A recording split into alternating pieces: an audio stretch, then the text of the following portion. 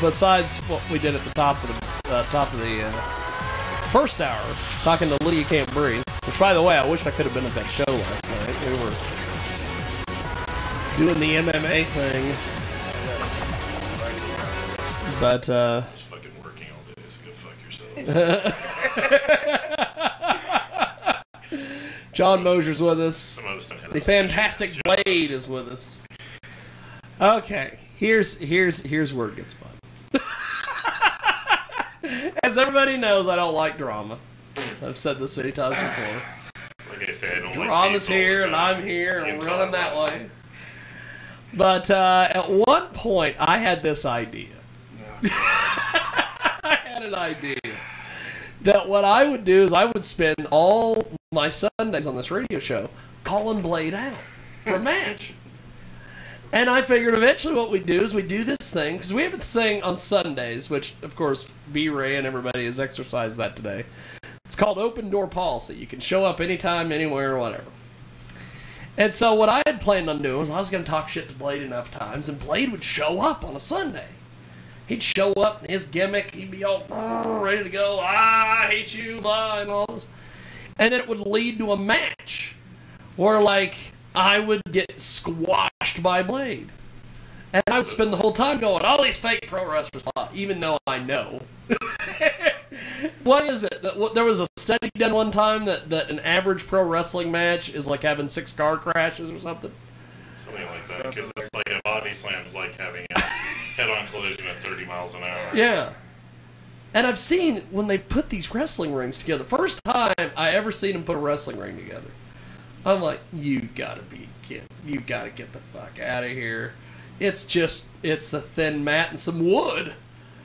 And I'm like, what in the fuck is this? Yeah, don't forget all those nice cross steel bars that go across it. Yeah, like, you gotta be out of your mind. And then all of a sudden they put this thin mat down, and I'm like, oh, wow.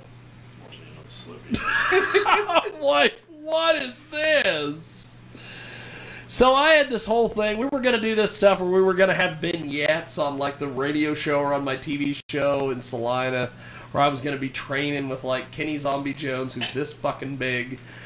And He's like a pixie stick with arms. Kenny's bones and pick my teeth with So the whole plan was Kenny was going to run me through some drills, and I wasn't going to understand them on purpose. And we were going to do all these things, and it was going to build up.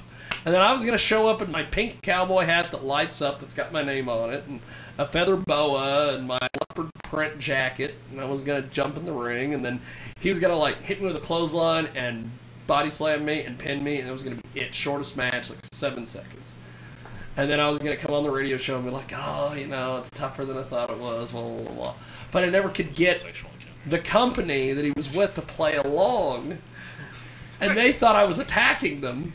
But before... And so, so go ahead. If you would have ever approached me before you started this shit, then it might have been better.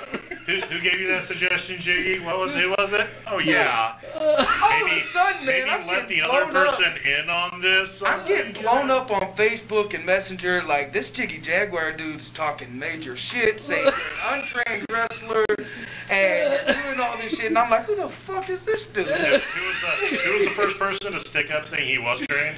Oh, right. Man. Now some of the others maybe not, but him, yes, definitely. Oh, but goodness. It was quite the interesting. It was quite the interesting deal. And so at the end of the day, nothing ever happened. And then we finally moved on. And then at one point, I don't know, the stars aligned, and they let me backstage last week to work for XWE. This is why the stars aligned. We did a Hut show, and Jiggy came, and he talked to the powers that be, and things got under control. So it was more of a misunderstanding, and Jiggy trying to play something out without talking to people. Now, do you also think, and this is like, in all seriousness, do you think some people are a little bit too oversensitive? Not so much you, But the people that are a little bit higher up in things are a little bit more oversensitive, and they don't understand and get a little butthurt too easy on certain things. That can go for everything. Oh, no, yes. I understand that, but I'm just saying. Yes, you that gotta happens admit, all the time. And that's everywhere. That does happen. Yeah, the trauma in indie wrestling. But yeah, thank God you guys are in a band. Thank God all you guys got to do is go up and down the road every day and have to worry about not getting killed and putting somebody's basement. Oh, yeah. There's plenty of bullshit. Fun times. It's like, I mean, you know, you get sometimes like at a backstage at a wrestling thing, we kick people out of the locker room because they refrain from, what's the best word, being hygienic and washing their gear. There's a dude, I bet he probably never washed his gear. He opened it up, like if you sit there and say you were across the street over there, you could smell it all the way over here. And we just told him to get the fuck out. He was supposed to be in one of the main events. No problem with him the other day. You guys ever had issues with? Oh yeah. You lock up with someone and they stink like BO and stuff. You just, then you start stiffing. Stiffing means you actually get the fuck out. I was worried there for a second. I'm glad you clarified. It's not like, you know, it's not like you sit there taking the corner, bend them over the rope and stiff them, you know, it's like, hey. But I've seen some of your matches, I think. So I get a little excited. I'm sorry, God. They call me the 2-inch wonder. Come on. Jesus. So that's where we are with everything. And now that everything's kind of been smoothed over and everything. Jiggy Jaguar was at an XWE event in the backstage. In the backstage area. With XWE. Yes. And you know what's amazing about that? It was a well-run, well-produced show. And I'm standing back there going, damn it. Like, damn it, I was wrong about all this. Well, the thing I'll give them is everybody shows up for their cards that they have advertised. Yeah. That's the biggest problem some of the other promotions had. I mean, they have legitimately booked people. And you got somebody, I've got car trouble, but he's on a different show in Oklahoma. Kyle Hawk. We won't get into that. Plead the fifth. I mean, personally, I don't have a problem with the guy, but I mean, I'm the type, if you say you're going to be there, be there. If you're not going to be there, at least have the balls to sit there and say, hey, you know, I didn't want to make the trip up there. I'm going to be working another show right here. Instead of giving some bullshit excuse, then we see you on fucking YouTube or something. It's like, yeah, okay.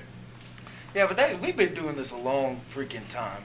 And I mean, I've seen it for years. Back in the day, if you did something like that, you would never work for that company again. And probably a few of their buddies' companies, you would never work for them again. But it's just like, you know, show the decency. I understand if plans change and stuff. At least have the fucking testicles to sit there and let them know. It's like, hey, you've let them put this out in publicity for like a month now, and then you pull that crap. Well, it's like with you guys. I'm sure, you know, if you guys had, I don't know, a gig booked and one of your guys that was integral to the band could not perform, you would say, hey, we're going to do a makeup show. Or has anything like that happened? I mean, we've honestly never really canceled a show. But I mean, you when Dan got bit by a dog. Yeah, my guitar player got bit by a dog, and then one time I lost my voice, but I could still sing. So I had our guitar player just do the screaming parts, and I sang. It was terrible, but we still was. The whole thing is you actually showed up. It's not like, oh yeah, I've got car trouble, and you're doing a fucking gig 2 towns over, you know. No. See, that's what pisses me off. It's like, you know, this guy's a good talent, but it's bullshit stuff that he does. You know? Okay, I'm off my rave on that one. Oh yeah, he definitely knew I thought that way, because they had a YouTube video of the show they did at that monster truck thing with Jerry Bostic's company down in Oklahoma.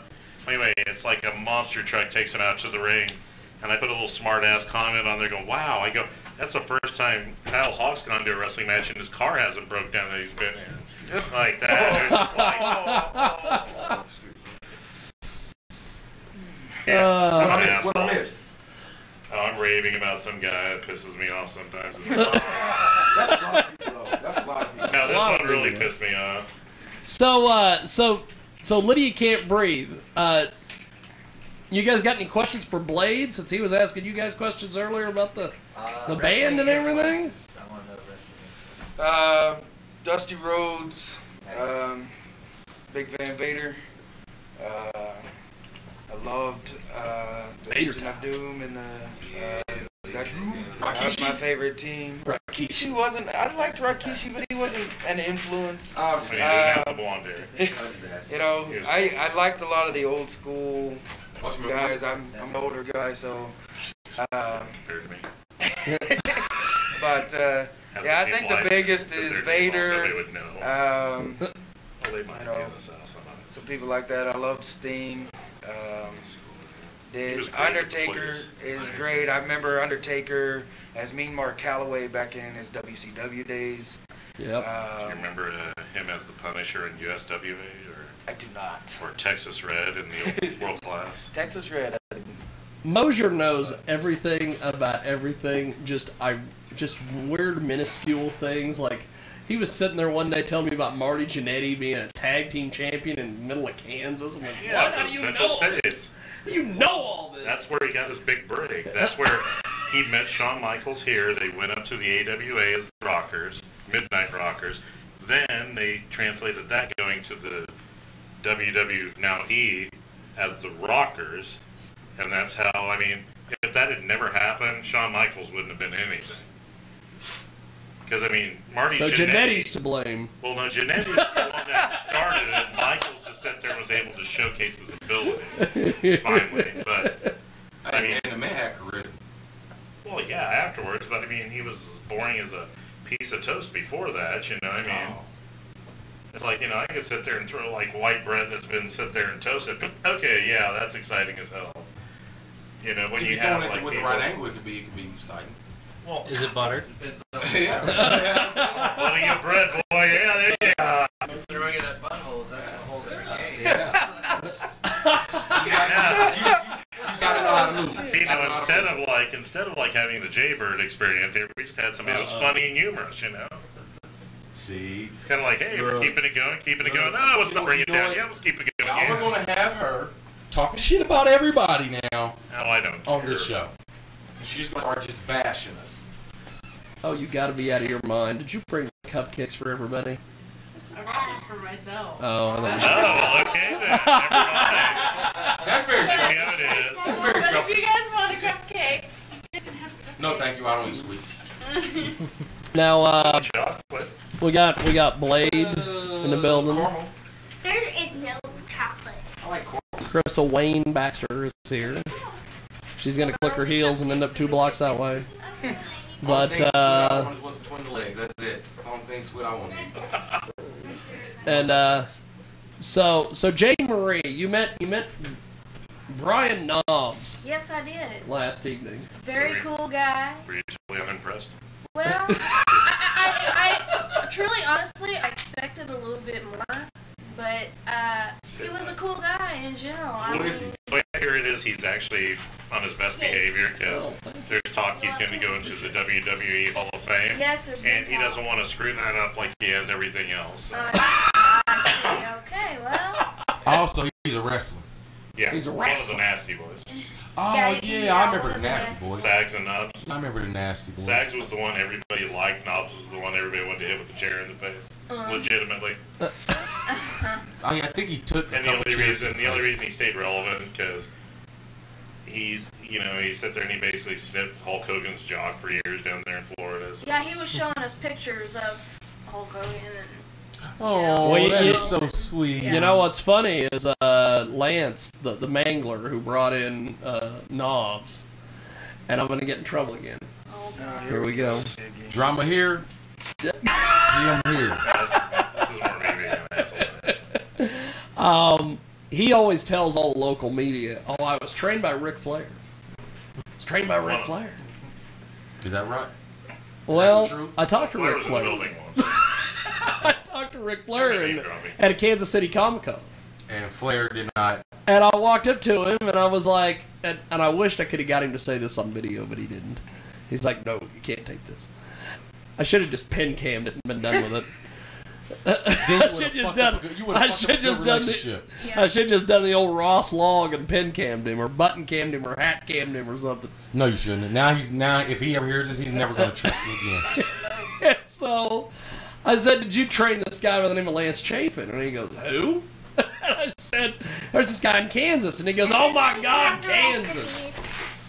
He goes, "I hate Kansas. I've been to Kansas twice." He says, "Where at in Kansas?" And I said, "Well, he's kind of near Hutchinson." And he goes, "I hate that town." Because I wrestled there, and he said he had his robe stolen here one time when he wrestled. That wouldn't surprise me. Oh my God! That wouldn't You surprise me. meant the guy that stole, like, not the guy that stole the robe on this tour. I'm not even kidding. Fucking piece of shit. Dude, no. Where did you meet this guy? At Munchies in West Munchies. That's a different one, but yeah. I know Okay, exactly you know what I'm talking about? Yeah, Flair's had like 3 robes stolen, Yeah. but there was one that's Yeah, exactly some guy that. stole and he hid it forever and then he died. And then his daughter found it and didn't know what she had. And some guy bought it at a garage sale for $300. Oh my God! And then I remember reading that story. resold it. 3 bills! For, Like, what's it, like 7,000 or he something? resold it to somebody else for $7,000, who Something like that. resold it to Ric Flair for $21,000. God damn. These are some fucking grimy fuckers. God damn. He bought his own shit. He bought his own shit. Man, that sounds like some OJ shit. He bought his own shit, man. Okay, That here, sounds like OJ shit. You want an interestingly stupid fact here now? Okay, Ric Flair has trained one wrestler, and that's it. Sweet Stan Lane. Sweet Stan Lane, and he told me Right. that. The Midnight Express fame, Heavenly Bodies. He was part of a tag team before that, but that was the only person he ever trained. Yep, and he told me that, and he said something about it. He goes, who's this Mangler guy? And so I pulled up this video of Lance on the local TV stations going, "I got trained by Ric Flair." Oh shit. And he goes, "Ha ha ha! What an asshole!" Wow. And I said, "Can I get that on tape?" He goes, "Nope." That's fucked up. So that's. But Ric Flair knew how to play it. You know what I'm saying? If you would have got that on tape, that would have been controversial. People would have wanted to figure out who this Lance guy is. And that's the controversy That's they like said on. what That would he have does. helped him. That would have helped him out a lot. But you know, it's like, I mean, But Ric Flair was classy about it. Name You drop know? like I that. ain't You know, even it's gonna like give him no credit. Flair Give even nobody. walking through the building once, so he was legitimately there when Lance was training, Well, yeah. but didn't have any part of it. It's like, I mean, basically it was knobs that trained him mostly. Hogan actually did have some stuff because it was one of Hogan's facilities. Yeah. So that's actually fact. Well, and what's funny is Lance goes around the country, tells everybody he had a featured role in the A&E documentary on Hulk Hogan, Finding Hulk Hogan. I hate liars. And if you pull up that, because I go to his house one time, and he's like, "Let me show you." So he pulls it up, and there's a part where they're having him do push-ups, and then Lance looks up at the camera, and they go to another scene, and he's like, "See, I was there." What the fuck? You was like an extra. You're in it for 20 seconds. Yeah. You was like a fucking extra in the movie. Yeah, but you still get a credit. 15 seconds of. He got a credit, and he showed me the he showed me the IMDb, check you he get a got from credit. he showed me the check he got from A&E, like $2,500 or whatever, and I'm like, "What? 15, You were in the thing for 15 seconds!" 15 seconds of fame. Wow. You know what? Hell, That's a no, good it's check. like I'll take that 50 check. How did you get $2,500? Shit, for 20 seconds, god damn it. Where do I sign up? Where the hell do I sign up? Maybe All that's my only one of troubles my over. porns 15 seconds. That's all it would take. So sign me up. You know, the first 13 would be me just getting excited. You know, that's it. So, I swear that never happened. so Jay, do you have any questions for Blade while we have him here? The big star. And about big stars, I mean you, not him. No. Yeah, I'm a big deal. Yeah, I'm a big deal. Kind of. Mostly your influences. I'm big on finding out the story behind the story. They asked him that earlier. Oh, You well, guys I don't wasn't know. inside. I was outside, so I didn't get to hear it. Like I said, Vader was a huge one. I love the Legion of Doom, the Road Warriors. Vader more because of the style, because he was a big man too. Yes. I've always been big. My whole life I was big. At one point in my life, I was 540 pounds. God damn. So I've always been big. Wow. But Vader was big. Hugh Morris. You know, I've always liked the bigger wrestlers. Dusty Rhodes, once he gained some weight and he was doing that stuff. You know, it's really... And he said the term, if you will. I love wrestling in general, mainly the, you know, I came up with all the older stuff, 80s, 90s. Would they actually put some effort into it to Well, entertain? we do some stuff nowadays. I was gonna say, how much of it is real and how much of it is fake? Because It's not so much fake per se, it's predetermined on a lot of that. It's like, you got to realize pro wrestling evolved from the carnival days, okay? And once it got into an actual, like they were for profit trying to do things. Like, say, me and Blade were working against each other all around the loop. I mean, they hit a lot of towns every week. So you had to keep people interested because it was geographically done. It's like, down here you got the guys out of the Kansas City office. So me and Blade are going all the way around the loop. I mean, we want to play it in there so people believe it, but we don't want to do it so hard because, say, Blade hurts me, and Blade has nobody to wrestle and he doesn't make any money. And that's what it's based off. It was based off of it. Like a lot of people don't understand, and Jiggy said this earlier, is a wrestling ring, for a long time people were like, oh, it's just a big trampoline people are on. A wrestling ring is made out of steel, 2x4 or 8 slabs. I'm just by amazed 18, when they... And a thin mat across those boards. That's a wrestling ring. See, but in the old days, the guys were smart and they were judicious in how they took their bumps, which is when you take a fall. Okay, that's the biggest thing. I mean, if the guys today have such a short career span because they're doing bumps and they're doing these crazy ass things off the top rope or something, you kill your your longevity that way. It's like there were guys that wrestled for 40 some years because they made it mean something when they take a fall or something. You had to do that because it's true. It's like, you only got so many beats in your heart. As a wrestler, you only have so many bumps in your body before it just says, screw you, we're done. Right. I kind of like it. I kind of like Jimmy. Got a little mask on and stuff. See, those are the wrestling days I grew up on. Where they actually, Me too. Where the newer stuff. I'm sorry, I don't want to see no fucking man and no speedo with nothing else. I just don't want to see it. The days today, I want to see somebody with a mask. They may got a little speedo on, but they got flares and. Have you seen the complete? He doesn't mind the Speedo. He just wants more. I just want. I don't want to be like my attention got to be drawn to a man. The reason you've seen more like this in the older days was because they lived in the community and they didn't want to be bothered. The guys that you Oh see my right God, now you're that touring guy. around, touring around now, it's like, okay, so they're in Wichita, that arena. They don't live there. They're in Kansas City the next day. It's easier. They don't have to worry, I just like the old days thrill of the moment. You know what I'm saying? Like where you had these wrestlers where it's almost like they had a whole story to them. Well, Now they're living by their real names, real life, and just I don't want to see. Real name is for marketing. That's the yeah. thing. It's more marketing and I don't, promotion out there and stuff. And it's like Vince McMahon can't own your real name. No, he can't. That's why for myself. Unless your name's Derek Scave. See, that's why people like when I go by music now, I don't go by no nickname because you sound they can own that. They can take that from. They can never take Derek Escape. That is my birthright. Right. That's my legal name. You can't never right. They that. Can't copyright that unless you allow them to. But that's the whole thing, That's the reason anymore when they're bringing guys in, they bring them in under their real name because that's how they're known. Or maybe they change the last name on somebody, but they bring them in under the name that they became famous under instead of like in the old days when they used to sit there and they would change it so they could, copyright and market and own that thing. Yeah. Well, as we wrap up here with everybody, we'll start with Derek Scaife. How do we? I'm just doing this simply because you just do it for their. I want Lydia Can't Breathe to hear the way that you do your plugs at the end of the show. Well, my name is Derek Scaife, DERICK, Sam, Cat, Alpha, Indy, Frank, Edward. You Google me, you'll find everything about me from Prison Record on down. It's not hard. You'll find my YouTube. You'll find everything. Just Derek Scaife. It's that simple. So. For those of y'all who, yes, I got a record, and just Google Derek Escape. You find it from prison on down. Jesus.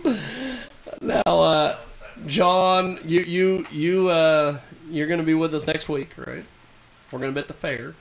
Now you gotta find out. Okay. Because I've actually got a job again. Look at that. Holy smokes. That's what I'm saying. Look at that. Let's get Kenny Bowling involved in that. I thought you was already running the place already. Yeah, well, that kind of ended unceremoniously, but We won't it's talk going to about be in it. business for about another month and a half. Yeah. That's kind of what I say in a nice way. Blade, how do we get a hold of you online and you can promote look up, bookings and all that stuff?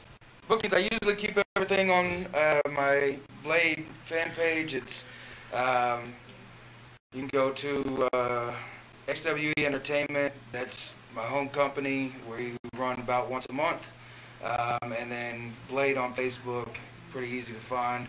Big, scary, ugly, red-faced demon. Like me, just big and ugly. Yeah, true. I wear a mask for a reason. The underneath is scarier than the mask itself. So. Oh shit. Got a baby face? We got King in the building. And no. It's like if he didn't have his facial hair, it would look like a giant 12-year-old. Shut up. And Lydia Can't Breathe, you're going to be a steel bar tonight. Steel bar, yeah. Wichita. And then you guys head to Oklahoma.